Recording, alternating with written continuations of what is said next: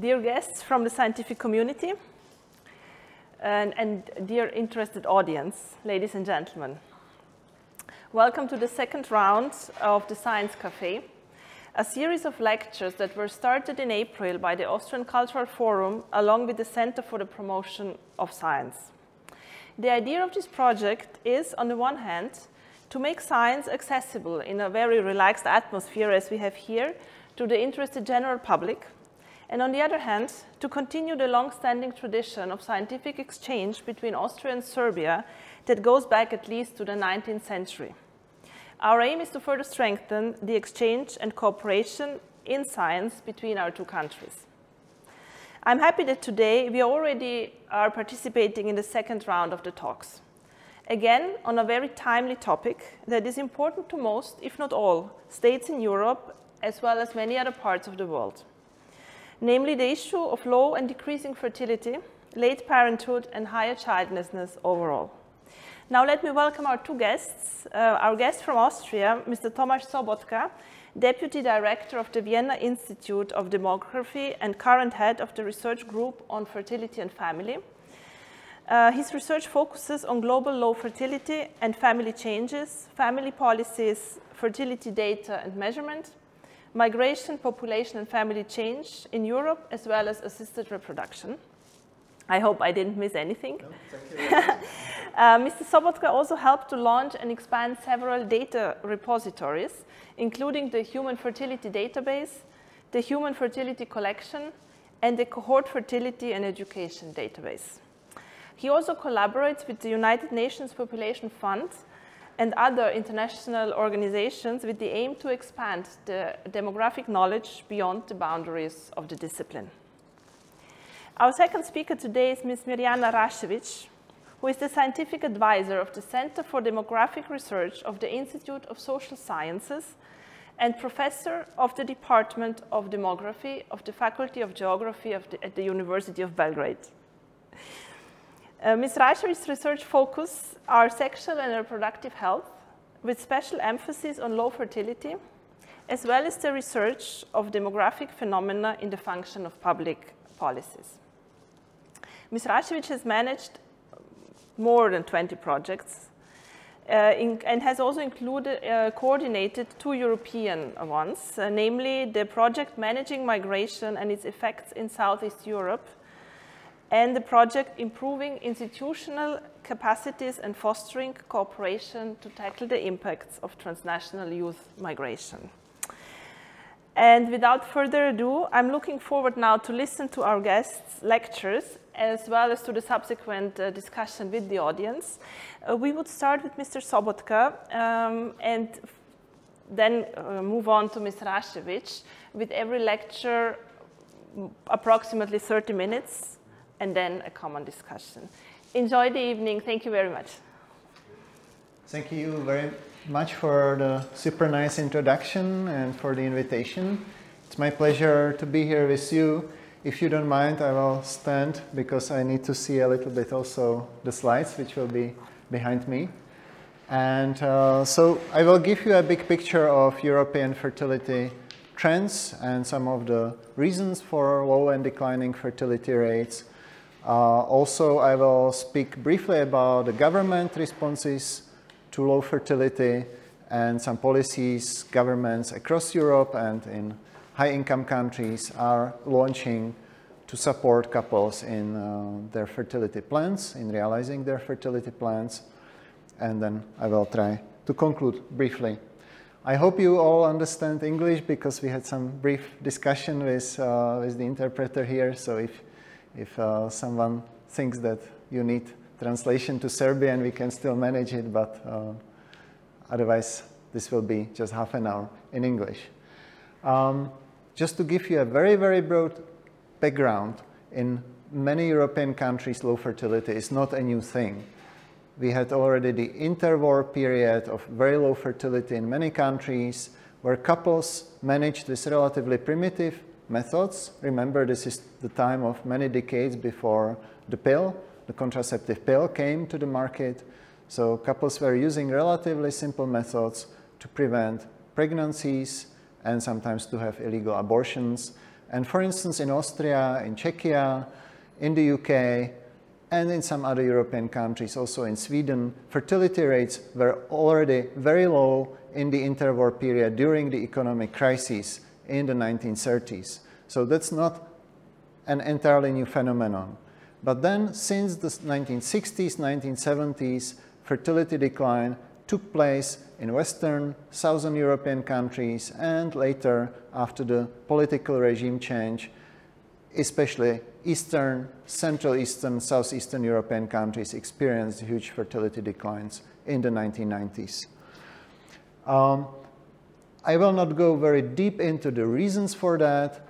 Just for now, I will mention that families are changing and also people's ways, how they plan their lives are changing. Of course, women's lives are completely different now than they were half a century ago. We have a situation where more women than men today at young ages graduate from universities. And when women reach such high levels of education, of course, they don't want to spend their lives being at home with their kids and just taking care of the household. They want to have a career. We know from the surveys that most women and men also still want to have children. So the combination of career and children and finding out the right moment in life is a very important issue now when people are planning their future and their family. One of the things we see is that people are having kids at increasingly later ages. And this shift is going on for many decades. It's likely to continue because it's this part of trying to juggle between career, other things which happen in life, and fertility plans. But this postponement of childbearing also brings new challenges because many couples are in danger of facing infertility if they start planning their kids or trying to get pregnant when they are in their late 30s or early 40s. So I may touch this as well. And lastly, as a very big introduction, I want to mention that low fertility is just not a European phenomenon. It's a global phenomenon today. And actually, Europe is not the lowest fertility continent today. East Asia is the place where fertility rates are lowest globally. In places like China, South Korea, Taiwan, also in Singapore, even in Thailand and in Japan, these are the places where younger generations probably face the biggest pressures with respect to their work situation, with respect to the concepts, what does it mean to succeed in their lives, in combination with very unequal gender norms where women are still supposed to take a lot of care about everything around the household and around the kids. So that is the region with the really lowest fertility and most rapidly rising childlessness today. So when we are speaking about Europe, we are not speaking about the continent, or we are not speaking about the region with the lowest fertility rates globally today. I have to mention one thing about the data. I don't tell you any details. That's a bit boring about the data we are working with. But we face quite a distinct situation in countries in Southeastern Europe and Eastern Europe where many people have emigrated in the last 3 decades.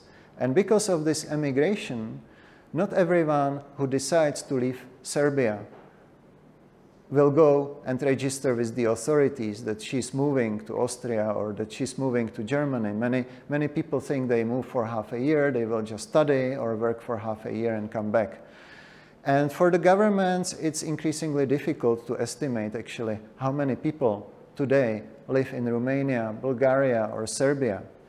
And so, because the governments have to rely on the official data on how many people have emigrated last year or last 10 years, or how many people are registered in the last population census. And because of outmigration, a lot of data on population structures and numbers in countries with a lot of outmigration are not precise. And often these numbers are overestimated in the official statistics. When they are overestimated in the official statistics, it means that the fertility rates reported by the statistical authorities are sometimes too low, because the number of kids which are born in Serbia last year are related to the number of women which are higher in the statistics than in reality. And why I'm saying that is that when I present any numbers about Southeastern Europe about the Western Balkans, about Eastern European countries, it's a little bit, the situation is a little bit like in middle-income countries. We don't have 100% confidence in these numbers. You have to interpret them a little bit, thinking that they are not precise, that they are based on the official statistical estimates, and there is quite some uncertainty around them. Okay, this is a big picture of what happened with fertility rates in Europe in the last 40 years before the COVID pandemic. We stopped here in 2020.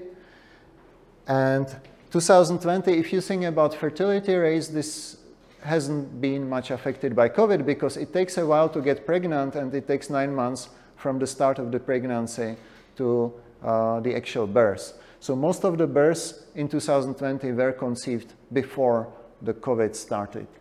And the picture, there are ups and downs. I mentioned that in all post-communist regions, Eastern Europe, Central Europe, Southeastern Europe, fertility went down in a big way in the 1990s. But then it recovered a little bit. So at the end of the day, all European countries are somewhere with fertility rates around 1.5, 1.6, 1.7 kids per woman, with one big exception. As a big region, Southern European countries have the lowest fertility in Europe. Italy, Spain, Malta, also Greece and Portugal have very low fertility rates, also compared to other parts of Europe. And we can discuss a little bit more why later on. This is the picture of the post-socialist countries in Central Europe. You see the big fall in fertility rates after 1989. And the most extreme case is the former GDR, East Germany, which had a very, very quick decline in fertility rates right in the 1990, and also around the time of reunification with Western Germany. Probably people were really unsure about how their lives will go on, so for a while they almost stopped having kids. And then East German fertility went up and up and up, so now it's just around or above the average. And here is the picture for Southeastern European countries, Russia and Ukraine. You see essentially the same trend with a little bit slower declines in Serbia, but at the end of the day, Serbia is where all other countries are. And we have more diversity in this region. So for instance, Ukraine already had extreme low fertility rates before the war a couple of years ago. The interesting thing is that actually in the last 10 years, some Central European countries, German-speaking countries, and the Western Balkans were the only region in Europe where fertility rates were increasing in contrast with all other parts of Europe. We think that's partly catching up after the fertility decline in the previous decades, but also actually the economic situation in most of these regions were relatively good in the last decade before the COVID, so that could also contribute to somewhat increasing fertility rates. I skip this picture. There is something specific about Southeastern, Eastern European countries. If you think about how family size is changing among women, in the past, almost all over the Eastern Europe region or former socialist countries region, having 2 kids was very common, except in Romania. So you see, for instance, that in Hungary, Russia, in Czechia, I think Serbia would be very similar. Around half of the women had 2 kids. In the last 20 years, when we think of generations of women, so here we are seeing women born between 1940 approximately or 35 until 1975. What's happening in many countries is that, of course, the larger families are shrinking. Also, the 2-child families are becoming less common, and more women are having just 1 child.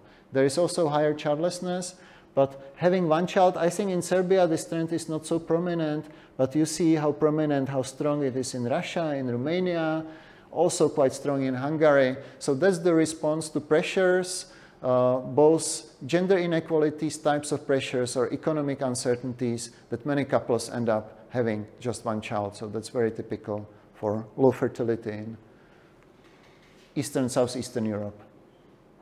If we ask people how many kids, what's the ideal family size, That's one thing which doesn't change in the last decades. Well, we don't have data for the very last decade, but that's a picture for Europe from around 1980 to 2012, so 30 years. And you see it's almost flat lines. 6 out of 10 respondents of reproductive age was telling their ideal family size is 2 kids. It was the same in the East, in the West, in the South, in the North. No regional differences and no real changes over time. So this is something in people's minds for different reasons. The majority of people think that 2-child family is the ideal. But of course, we know it from the data that not everyone reaches these ideals for different reasons. And I also mentioned that women are having kids at increasingly later ages. Of course, not only women, also their partners, but this picture is for women. And in Southeastern Europe, this trend started later than in Western European countries, but today all the countries are on the same trend that more and more couples are having kids after the age of 30. And sometimes we also see clear increase around the age of 40, which is a kind of difficult age already for conceiving kids, and some couples need to use assisted reproduction with uncertain outcomes, unfortunately. The last big trend I want to mention is family diversity. Long time in the past, almost everyone was marrying and people were having kids within marriage. Of course, then they were divorcing after that very often, but still most of the kids were born within marriage some 40, 50 years ago. Not having a kid within marriage was quite exceptional. Now it's very different. Of course, countries differ a lot, one from another, but we now have many countries in Europe where 40 or 50% of children are born outside marriage. It doesn't mean to single mothers, it's usually to cohabiting partners, but it tells us how much the families have changed, that marriage is no longer something necessary in the minds of people for having kids, but it also tells us that families are much more heterogeneous and diverse, which is important for the governments when they think how to support families and couples when they want to have kids. They shouldn't have this stereotypical picture of just happily married couple in their minds. They should take into account that families are more diverse today. And one more thing which I want to mention and which partly explains the shift to low fertility rates are educational differences in fertility rates. We have quite a diverse situation across Europe in terms of how much education relates to fertility rates. If you look at Finland, you see these different lines. You don't see much from the back, but you see that there is no much big difference between the lines, because Finnish women have about the same number of kids when they are highly educated and when they are low educated. That also tells us something about Finnish society in being able to support better educated women in having kids. And when you look at a society like Spain, or when we go to see some Southeastern Eastern European countries, including Serbia, Russia, Bulgaria, you see really a huge difference between low-educated women with relatively many kids. That also includes minorities like Roma minorities, who often have very low levels of education, and women with university degree having extremely small family size. Probably because this is the group of women for whom this is difficult. It is difficult to realize their fertility plans for different reasons. Now, I don't want to spend much time telling you what happened during the COVID pandemic with fertility rates, but I will just show you one picture to say that they changed. We call it a roller coaster, that they changed during the pandemic. Of course, they differed between countries, but what typically happened is that when we see pregnancies started in the first 3 months of the COVID pandemic, fertility rates went down. People were uncertain. They didn't know what will happen. And in places like Spain or Portugal, these declines were really huge, even in Japan here, for instance. And then people got used to live with COVID pandemic, even with the lockdowns. So this decline was turning sometimes in an increase, like in Finland or Germany or Israel, sometimes in a stabilization like Spain. And then more recently, we see more declines in the year 2022. We can discuss later on why. This is just the picture for Serbia, the same decrease in the first months of the pandemic. A curious increase for 1 month. This was when the first wave of the pandemic was almost over. So these are births in March 2021, but they were conceived at the end of spring 2020 or at the start of the summer 2020. And then the trend is more or less like before the pandemic, a slight decline in the number of births with a lot of instability at the start of the year 2022. We look at this with my colleagues and we realize that people decided to postpone childbearing around the time of vaccination. That it partly explains why there is a decline in the year 2022, that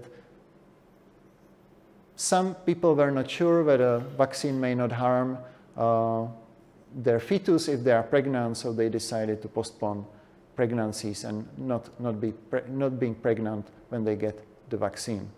Scientifically, there was no reason for that, but I mean, this is what we find when we model the reasons for declining birth rates in the year 2022.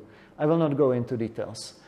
I think my time is almost up. Let me just, instead of talking about policies, because that would take too much time, let me wrap up some of the factors behind low and declining fertility rates, and then let me say a few things about possible future trends and consequences. So we know from the past studies that economic recessions and economic declines are the times when people have fewer births. This is, I don't need to go into details, but this is one of the articles looking at the evidence of the big economic recession around the years 2008, 2011, and they found out that first and second and also partly third birth rates declined across almost all ages. Why is it so? Because when people face uncertainty about the future, including economic uncertainty, some people decide to postpone their childbearing decision until the future. So it's not that that most of them would give up having kids, but they typically decide, okay, let's not have a kid now, let's see what happens in 2 or 3 years and postpone the decision until the future. We also see a lot of economic factors affecting young generations beyond the impact of economic crises, such as the big recession.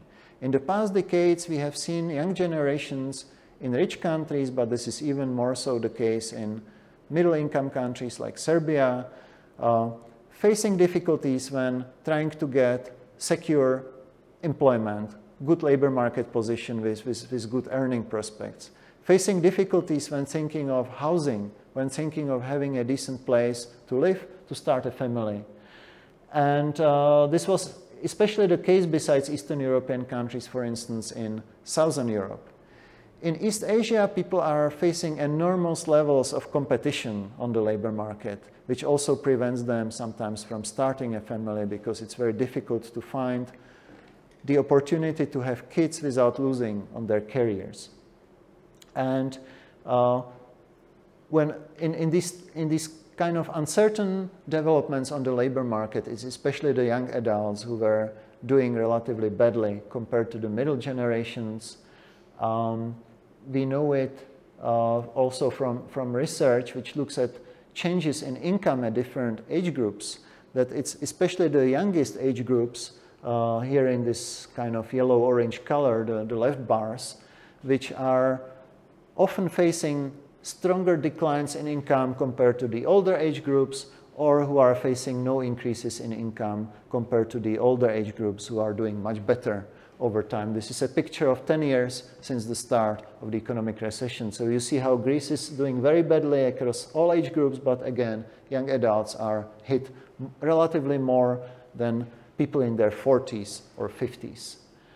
We also know that the ways how young people live, what their values and lifestyles are, is changing a lot.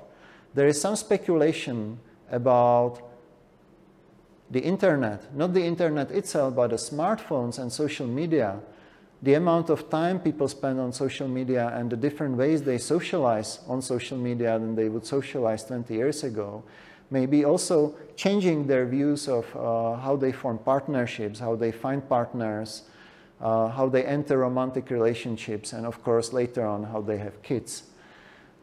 This book is about the United States. I think in Europe the situation is a little bit different, but the argument is that the generations growing up with smartphones are having very different starts in their lives and also enter very differently into partnerships.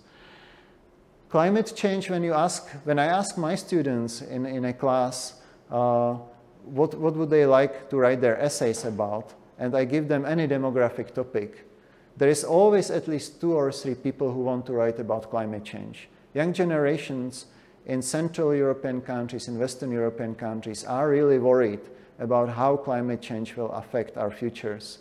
And some of them claim that they are reluctant having children because of that, because they don't want to bring children into this messed up world. The ways how people think about having kids and whether this is a good thing or not a good thing, the fact that the normative pressure for having children is not so strong in our societies as it used to be, means that reproduction is increasingly optional, depending on individual preferences and values. It's not something self-understandable anymore, as this nice article by my Finnish colleague, Anna Rotkirch, very nicely states. She also argues that child-free lifestyle is in many ways more attractive than having children.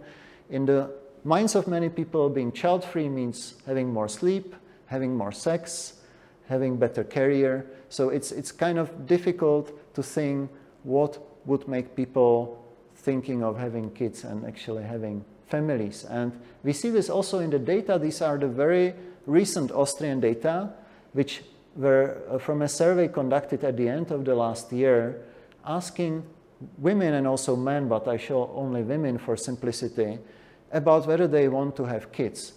You see that there is some space until 100% missing, so who is not here, these people already have children.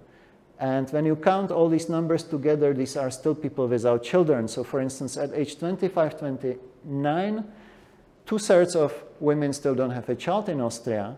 And when you ask them, only 28% say they want to have a child for sure. 19% think they want to have a child, probably. So they are not super sure. 12% don't know, they are undecided. And the remaining 8%, they say they don't want to have a child, probably or for sure. So it's a small group who is convinced that they want to be child-free, but it's a big group here in the middle who are kind of not very sure about their fertility plans. So that also tells us something about how the thinking of people about having kids changed. So to wrap this up, we are not very sure where fertility trends will go in the future, even if the governments launch a lot of new policies supporting young people and supporting parents in having children, because we see that young generations are increasingly undecided and insecure about their fertility plans. Immediate future is also unclear because of the war against Ukraine and the consequences of the war, which go far beyond the region, because last year we had record increase in inflation in many countries in Europe, a lot of new economic insecurities, and as a result of that, we see fertility rates declining again at the start of this year in countries where we have such recent data. There are also limits of what family policies may achieve, but when the governments are thinking about family policies, I think it's very important that they take into account the fact how many young women today have graduated from universities, that they really need to have good conditions to combine their careers, very flexible conditions to have children when they work, to have available childcare, and also take into account that families are so diverse today. So it's not about money. Many governments think it's about paying mothers more money when they have kids and money will settle everything. This is not true. Money will not settle everything. There needs to be a lot of infrastructure improvements, flexibility, and a lot of special policies catering for people in different family situations and with different preferences. And again, there are a lot of new topics and issues which we still don't have enough research about, so I don't read these details. I think I touched some of them. I may start with one more, which is quite a curious thing, and we demographers don't know too much about how this translates into fertility rates, that many parents today are very obsessed about how they need to deal with their children. They really take them to every possible free activity. It's called helicopter parenting in English. They take them by the hand.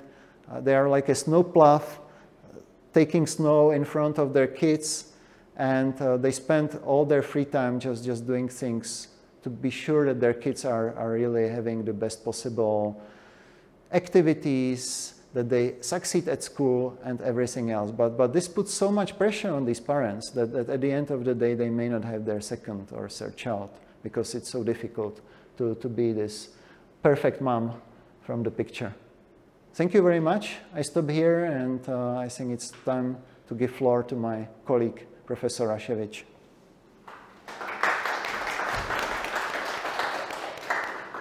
Well, thank you very much, Mr. Sobotka, for this fascinating presentation, where you touched upon everything that could be said in such a general manner. And now I'm looking forward to hear from Ms. Rašević about the situation in Serbia, where demography is a big topic, big issue, with emigration going into the thousands and tens of thousands every year, along with the low fertility. So, please. Okay, first I'd like to say thank you to the Austrian Cultural Forum for these initiatives. Thank you for a friendly introduction. I'm very glad that Tomaš Sobotka is here today. Thank you for your lecture. I will start to speak in Serbian.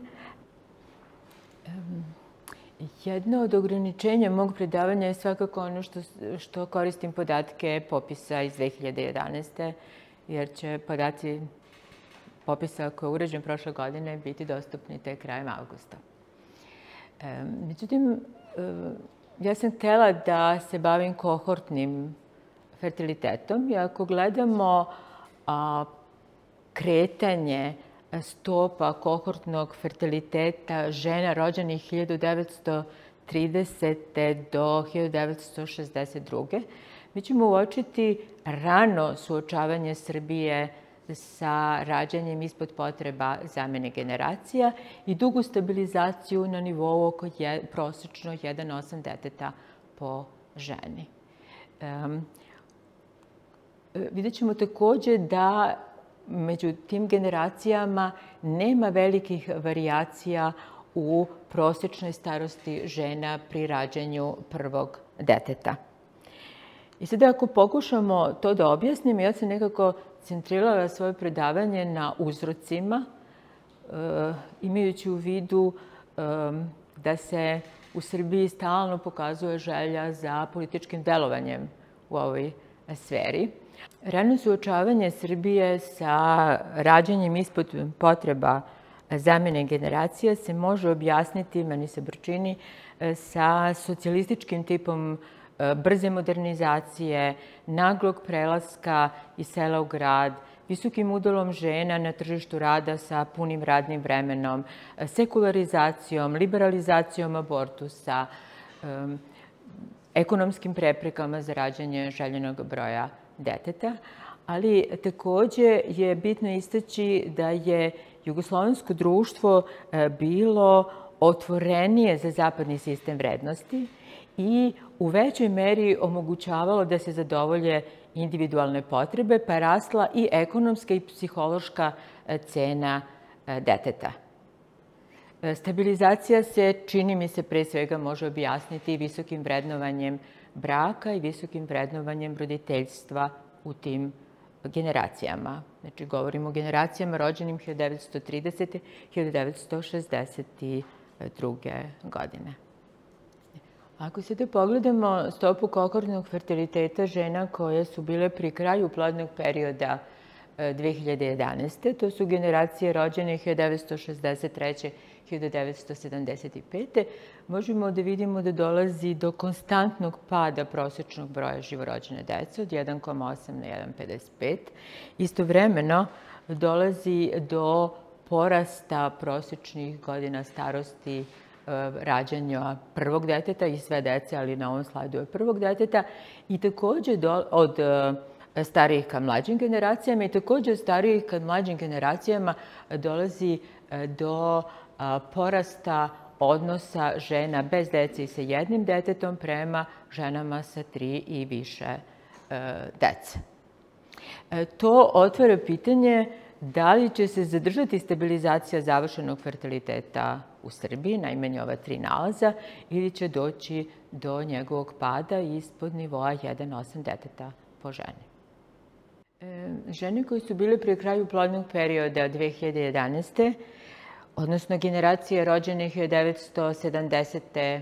u periodu od 1970. do 1975. su bile u periodu optimalnog perioda za rađanje u 1990. i u prvoj deceniji 20. veka.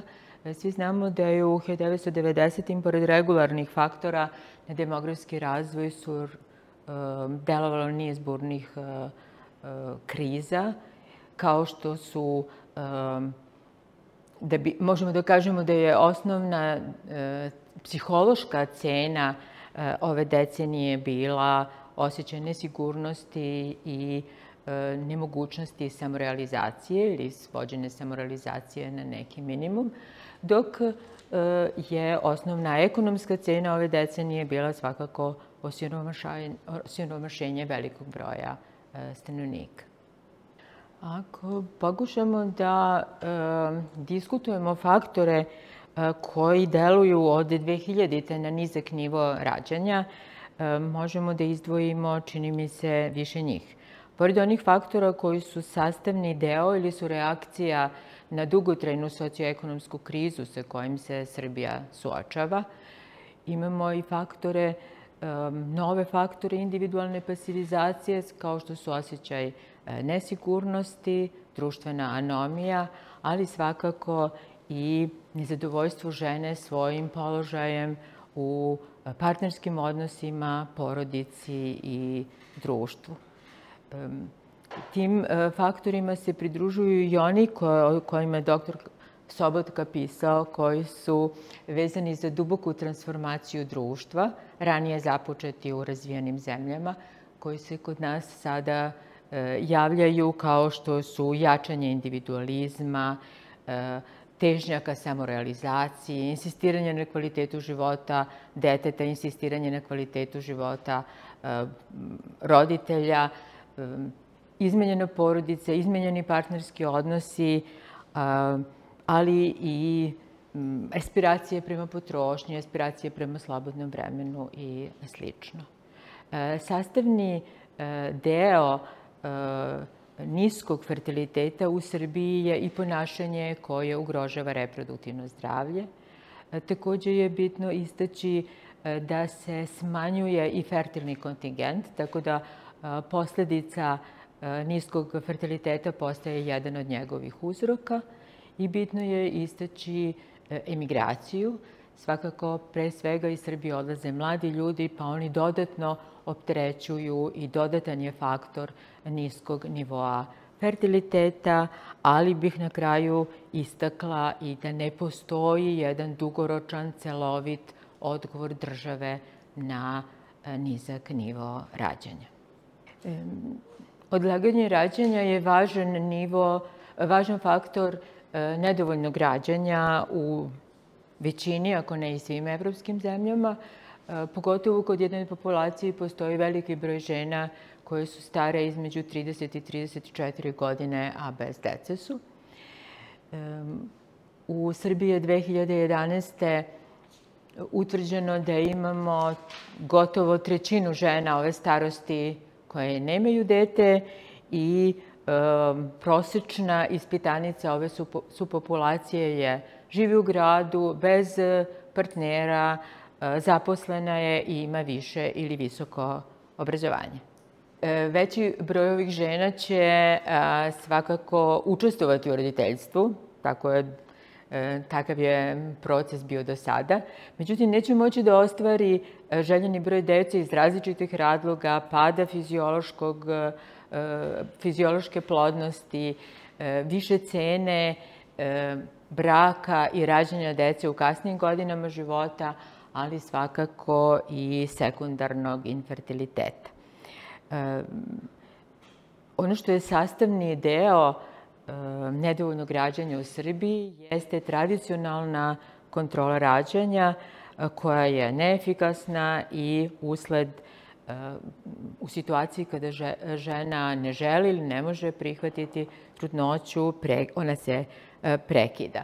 To pokazuju rezultati poslednjeg istraživanja iz 2019.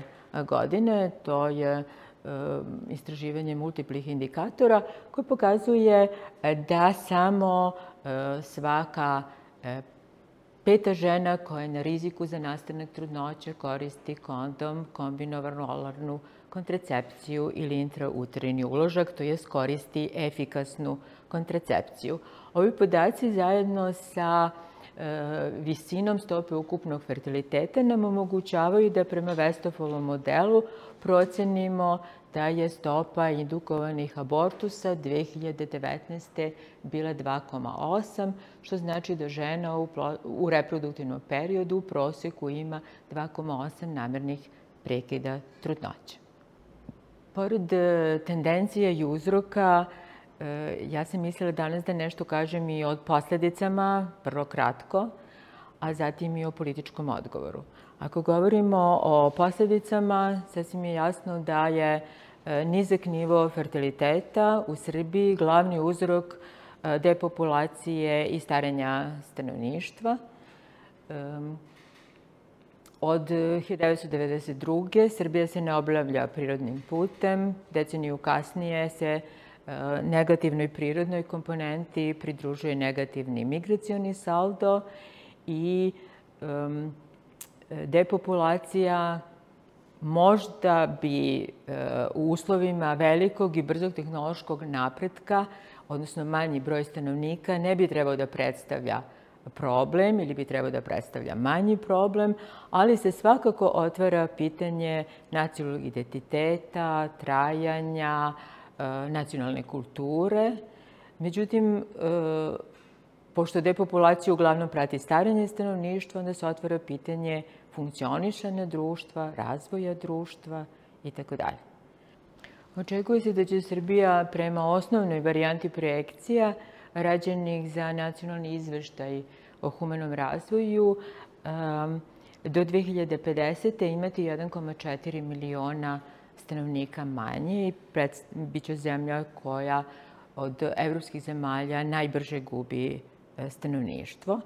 To je osnovna varijanta, kažu najverovatnija varijanta i istovremeno sa depopulacijom Srbiju karakteriše i izrazito starenje stanovništva.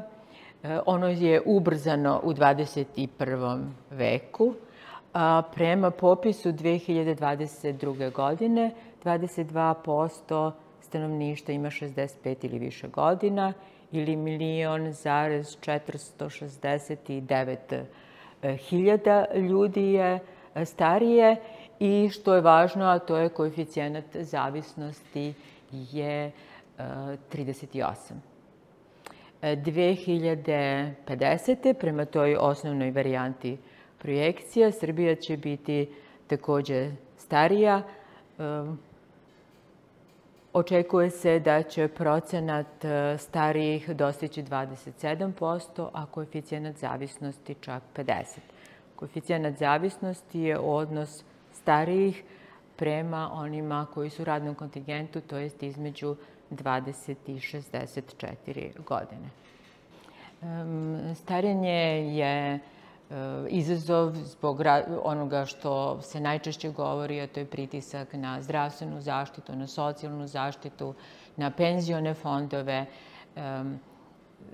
na tržište rada, na ekonomiju uopšte, ali u poslednje vreme ima više radova koji govore o jednom promenjenom kolektivnom sistemu vrednosti i psihologije u modernom starom društvu. Ako govorimo o političkom odgovoru Srbije, on već više vremena se zasniva pre svega na 3 pravca mera. To su relativno dugo porodiljsko odsustvo uz punu nadoknadu zaposlenoj majci, zatim mreža ustanova javnih i privatnih predškolskih ustanova i onaj treći pravac mjera, a to je roditeljski dodatak za prvo 4 dece, koji je sve izdašniji kako od 2000. do danas. Ono što se u posljednje vreme, odnosno u novije vreme također pridružuje ovim merama, a to je puno finansiranje biomedicinski potpomognute oplodnje i od prošle godine stimulisanje ili povezivanje kupovine prvog stana sa rađanjem deteta. Rekla bih da je sasvim jasno da u ovom sistemu preovlađuju mere finansijske prirode i da one u potpunosti nisu povezane sa promenom uzroka niskog fertiliteta, da je to jedan konvencionalan model populacione politike prema fertilitetu po podeli Bastena i Frejke, sa kojom se ja slažem. I rekla bih da je potrebno, ponovila bih da je potreban jedan celovit odgovor, da taj celovit odgovor najmanje podrazumeva puno usklađivanje rada i roditeljstva ili obrazovanja i roditeljstva, pokušaj da se na različite načine podrže savremeni oblici zajedništva između muškarca i žene i također pokušaj da se kroz različite mere očuva reproduktivno zdravlje.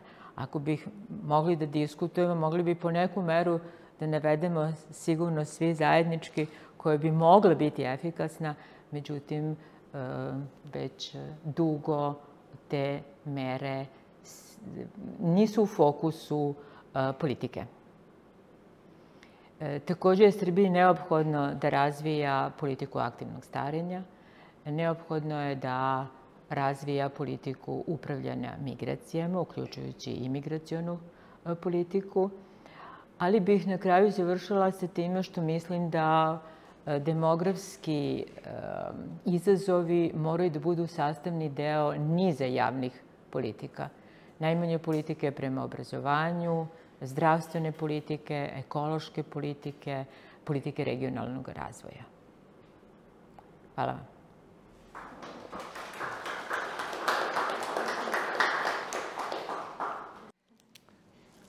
Well, thank you very much for this presentation also.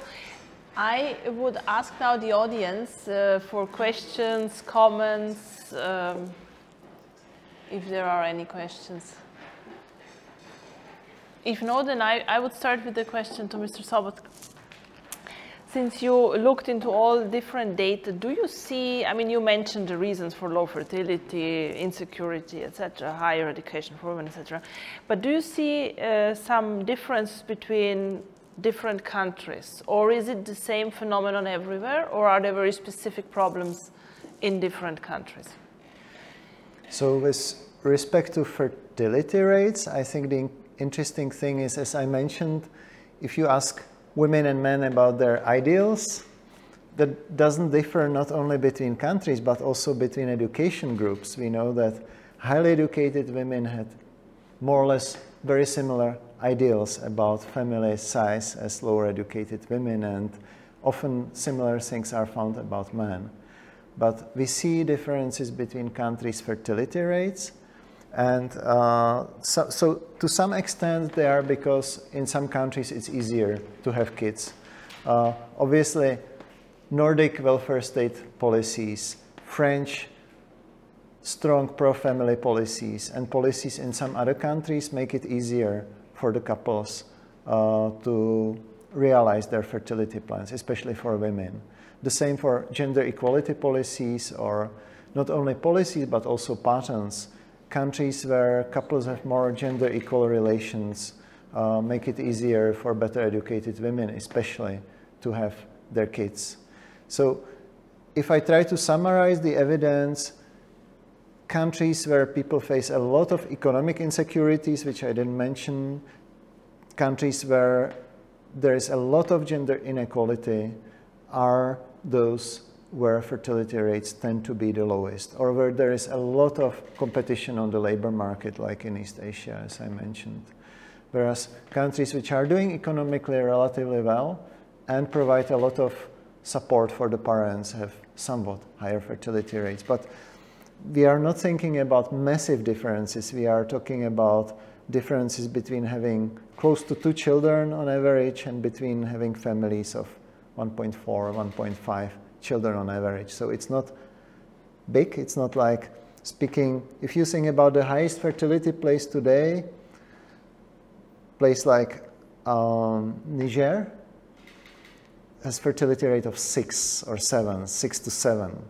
So between Niger and Korea, which is above 1, the gap is very big. Whereas within the group of relatively better developed countries, the differences are relatively small. And also in Western Europe, part of these differences are also due to migrant fertility rates, because obviously migrants from higher fertility countries, for instance, migrants from Sub-Saharan Africa living in France or migrants from Northern Africa living in Spain have a little bit higher fertility rates than the native population. It's not massive. Again, we are not thinking about 4 or 5 or 6, but we are thinking of a difference between 2.5 versus 2 or 2.5 versus 1.7 on average when we average that. Well, question, I'm also from faculty geography. And we are feeling already knowing because we have been sitting the word for some time now, so pretty much thank you for doing it. My question is regarding this Nordic country in the national. And the time when I was studying there, this particular was seen as utopia. They're doing the right thing. If we do that, very good. Today, Finland and Norway have the TFR of 1.3 or 4, somewhere around Sweden. So we have explanation for that. That's a hard question, because also people from the Nordic countries don't have a clear explanation why fertility rates declined so quickly in the last 10 years, actually since the time of the economic crisis. First, fertility rates went down around the times of crisis, which demographers would expect. That was the expected part. And then was the unexpected part of the fertility decline, that it continued going down in the 2010s after the economic crisis was over. And the interesting thing is that this happened not only in the Nordic paradise, but it also happened in other countries with somewhat higher fertility rates. The same thing happened in Britain, the same thing happened in the US, the same thing happened in New Zealand, the same thing happened in Australia, the same thing happened in France to a smaller extent. Fertility rates continued going down in the years between 2010 and 2020. And one explanation is that women somehow, or couples, postpone childbearing faster during this period. So it's not clear whether this will be translated into generational or cohort fertility rates. If you look at women born in 1980, who are now 43, so they are almost completed with their reproduction, Nordic countries still have clearly higher fertility rates than other parts of Europe, except for France and Britain and Netherlands and Belgium. So one possibility is that women are just waiting until later age, until they have kids. Another possibility is that something changed in the situations of people in reproductive age. And again, I would refer to all the factors which I had at the end of my presentation, of all the uncertainties and different ways how people think about having kids today. Greta Thunberg is from Sweden, and I think this is the region where many people really accentuate the fears of where the future will be in terms of climate, or maybe also some other crises which will be in the future. But this is also the region where the kind of normative pressure to have children is weaker than in many other parts of Europe.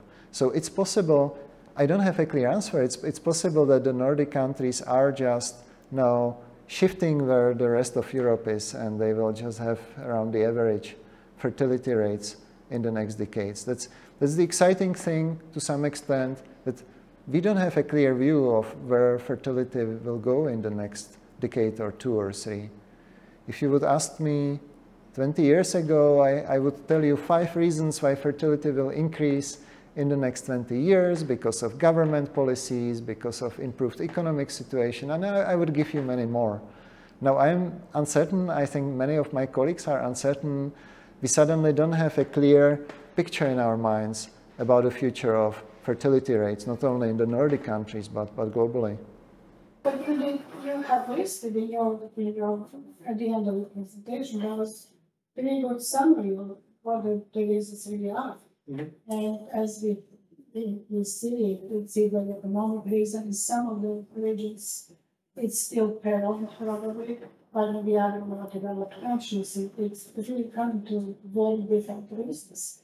Unfortunately, ending with the same result, being this decrease in infertility rates and population, especially future generations. If you talk to young people, so in these countries, it is a really different lifestyle, mm-hmm. and different life philosophy, if you want. So this is what I, when I was not as a specialist, but in the field, just as a citizen can, or grandmother can observe, talking to, for example, grandchildren and your friends. This is very important. So what I would say to you, almost all of them, but a half of them would say that they really don't want, they're not thinking about their children, and they don't want to bring children to this, situation that we have today, especially because of the climate change and all this other, not just the climate change, really, well-ordered situation. A lot of them are concerned about the climate change. There is also a really big change in the life philosophy. I was quite surprised to see, and I didn't even read about that. I would like to see some of these studies that talk about exactly that change in philosophy and how it the instincts that were so that they, strong in young people, and that's what lead you to want to have children and to, lead to reproduction. It seems to me that those instincts are very much now less potent, so to speak. They're really overcome with you would say that young people still and that's what you talk about when we talk about changing in lifestyle. They just appreciate much more their comfort and, I think, their plans and talking about themselves, and we can call it selfish or however you want to call it, but it is the reality, unfortunately. But on the level, general level of things, we are talking about this level demographics that used by certainly. No, what I'm talking about is at a certain point, we are going to reach this peak, and then we are going either to stay a little bit stable or even go down, which again, we are thinking about natural resources and how much the humanity can rise and to which extent, and what other forces are now working to actually balance all of that, right? So yeah, I'm just thinking that I wish I was very good. No, you touched a lot of you touched a lot of things, and let me maybe just say 2 or 3 things, and Professor Rašević certainly has also some ideas. One thing is that I wouldn't argue that low fertility is necessarily a bad thing. So just following up on your arguments, especially countries which have immigration, and I'm thinking of Austria, for instance, it really doesn't threaten the future of Austria as a country or as a functioning economic system or the future of Austrian pension system if Austria has low fertility rates, unless this fertility is extremely low, because Austria has been an immigration country in the last 40 years, and actually the number of migrants, even with relatively low fertility, is overall at the level that Austria continues having population increase. So there are many countries in Europe which wouldn't disappear even when fertility is low or very low. And there are many countries which would experience slow population decline, which is not necessarily a bad thing. The situation when it becomes difficult and problematic, highly problematic, is a combination of low fertility and outmigration, like many Balkan countries have been facing in the last 30 years, like all Eastern European countries have been facing in the last 30 years, because you have few kids being born, and at the same time people in reproductive age are those who are leaving and having their kids somewhere else outside the country after they migrate. And this creates this effect which you have seen on population pyramids, that the middle of the pyramid is shrinking rapidly. And this is a super big challenge for the sustainability of pension system and for the economic sustainability in the country. So this is where low fertility becomes a little bit more problematic, and one has to think how the society has to respond to that. Talking about child now, what kind of issues they are facing with their old generation of they're not going to be able to support them because they're also some past and one child policy and the consequences of that they're facing right now. Yes, that's right. And I mean, we are going outside of Europe, but you know that there are projections that the global population will peak in about 40, 50 years. But actually China is expected to lose hundreds of millions of people, maybe 400, 500 million people until the end of the century. So now it has 1.4 billion. According to projections at the end of the century, it may have 800, 750 million people. So that will be the main engine of global demographic decline if it really happens. But that's going away from our topic. Can I just add to the question about the rapid decline after 2010? You mentioned social media and how many hours we spend on the smartphone.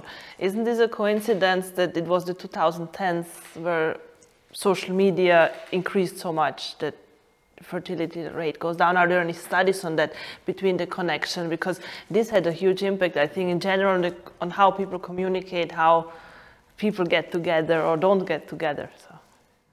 Yes, so I'm here on a thin ice because we don't have precise data on this. The book I was showing was making exactly this argument. It was actually, the argument is that I think 2009 is the year when the first iPhones massively arrive on the US market. So maybe in Europe it's a little bit delayed. And that changed everything in the minds of younger generations. So there is something about that, but I wouldn't put all my bets in that explanation, because we also see countries where fertility rates increased quite a bit in the years 2010 to 2020. The country where my family lives, Czechia, has now the third highest fertility rate in Europe, and fertility rate was nicely increasing between 2012 and 2019, although everyone everywhere is looking at smartphones. So it must be also something else, but definitely the different ways how people are dating, socializing, and spending their time changes the way how they also start their family and think about their family. The whole concept of having children is maybe very different. Yeah. Are there any other questions? Ja bih imao samo jedan komentar odbrane govornike i naše goste. Još uvijek sam puta. Ja u nekom razmišljanju, nadam se da će gospođa da prevede, u stvari vidimo ovako da kako se dešava to ulaganje rađena, uzroke za ulaganje rađena znanost i uz povećanje obrazovanja, zapravo pojedinci počinju da precenjuju neizvesnost, odnosno previše razmišljanja. Zato se i dešava to helikopter roditeljstvo, helikopter moms, helikopter parenting i intenzivno roditeljstvo. I generalno, ako to razložimo na takvo posmatranje, stvari postaju sasvim jasne i na to se naravno postane dovezu problemi reproduktivnog zdravlja i začeća. U tom nekom smislu, da li smo imali vremena da govorimo o politikama prema fertilitetu, mislim da bi to bio pravac u tome. Bi trebalo usmeriti napore i mere formulisati na takav način da se gađa na uzroke pada fertiliteta, a ne na ublažavanje posljedica već niskog fertiliteta. I think it's a combination, but I think education, which you mentioned as well, is the main thing. We are so highly educated that we think that we need to read a manual about everything. You need to read a manual about being the best parent. And you meet all other highly educated parents and they are obsessed about getting the best schools for their kids and what to do for their kids so that they don't fail in life and so that they themselves succeed in life. It's a science. It's a science of becoming parents and being good parents. People are really sometimes over-obsessed with the security of their kids as well and how to protect their kids. And so I think postponement maybe contributes to that, but also the fact that we are so educated that we take it as another scientific project to raise our children. And so studies show that the ideal number of children between the lowest educated and highest educated is really small. Mm-hmm. But the actual number of children is very different. Yes. It is clear that highly educated bring too much to these psychological causes of parenting and cost to children, and that's because they are realized the number of children is too have this gap. But let me say also at least one good thing about this, because if you think back 1980s, how people were having kids, I'm sure it's the same here as it was in my country, in Czechia. Many pregnancies were unplanned, unwanted. Many girls got pregnant when they were 19 or 20, 21. They didn't really want this kid. They just dealt with the situation. And often it was a mess because they didn't really have much capacity to properly deal with having two kids when they were 24 and not having proper resources. Maybe grandparents were helpful, but still.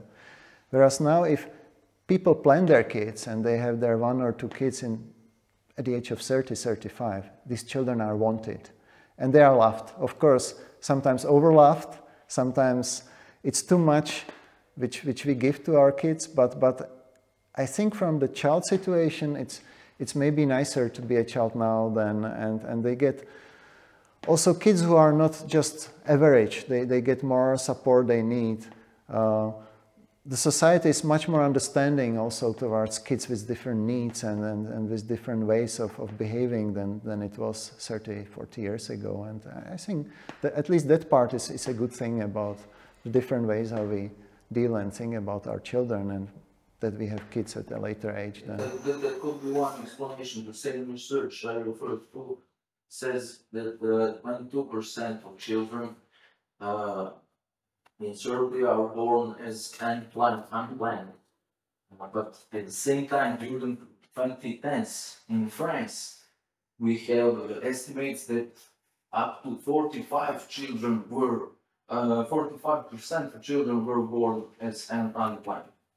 So it's clear that France has some family policy that help people to keep the pregnancy, which is unplanned, but not necessarily unwanted. And in Serbia, on the contrary, we have clearly higher number of abortions. It's possible. Of course, these data are difficult sometimes to compare because the questions differ. There are unwanted kids, unplanned kids, mistimed. Mistimed is that you have them too early in life. So sometimes it's not so easy to compare, but we know for sure that today the number of unwanted, mistimed and unplanned kids is much smaller than it was 30, 40 years ago. And that's also the part of the fertility decline which we are discussing, that people, most of the kids are just wanted and planned differently from the past.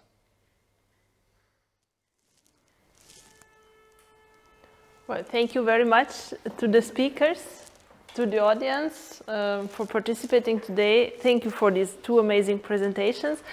And thank the Center for the Promotion of Science for hosting us today. And I'm looking forward to the next series of talks, which I think will be in autumn only. So everybody will get again an invitation for the next topic. Thank you very much and have a nice summer ahead.